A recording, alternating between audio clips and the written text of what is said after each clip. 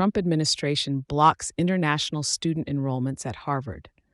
The Trump administration has taken a significant step by revoking Harvard University's ability to enroll international students, marking a pivotal escalation in its ongoing feud with the institution.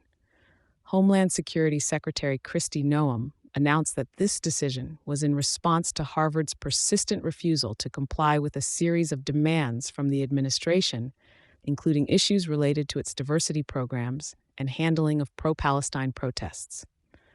According to Homeland Security, the revocation of Harvard's Student Exchange Visitor Program (SEVP) certification was necessary due to alleged violations including fostering violence, anti-Semitism, and inappropriate collaborations with the Chinese Communist Party.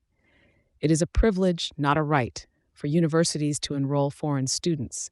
Harvard had plenty of opportunities to do the right thing. It refused, Noem stated. The SEVP certification is essential for universities to host students on various non-immigrant visas. With this revocation, not only is Harvard prevented from accepting new international students, but existing students also face the daunting task of transferring to other institutions to maintain their status in the U.S. Harvard has strongly condemned this move, labeling it as unlawful and retaliatory. The university emphasized its commitment to its diverse body of international students and scholars, who come from over 140 countries, stating that these students greatly enrich both the university and the nation. This drastic measure is part of a broader conflict between Harvard and the Trump administration, which has already seen the university lose over $2.6 billion through cuts in federal funding and grants. In retaliation, Harvard is pursuing a lawsuit against the administration, citing a breach of the U.S. Constitution.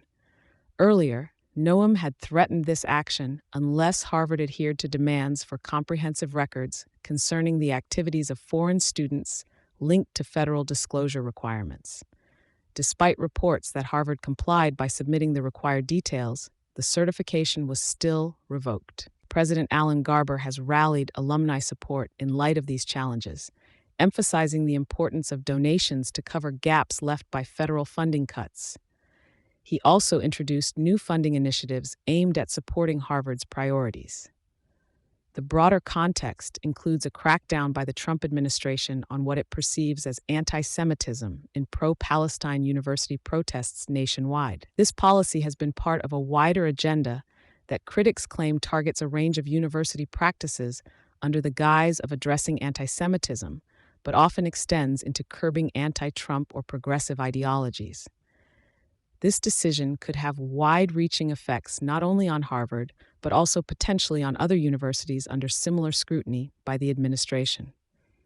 It remains unclear if there is a legal pathway for Harvard to challenge the revocation, but the situation continues to develop as the academic community and legal experts weigh in.